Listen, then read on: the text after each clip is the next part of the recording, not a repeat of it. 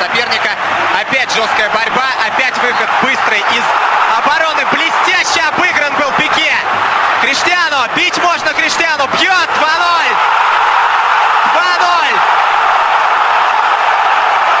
Это было серьезно, но и безусловно португалец здесь продемонстрировал нам часть своего футбольного гения. Как был отыгран Пике одним движением.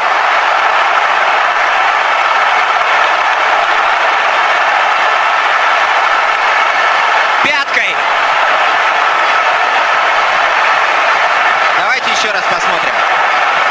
Задергался Пике, а Криштиану Роналду хватило одного единственного момента. Вот здесь чуть мяч отскочил назад.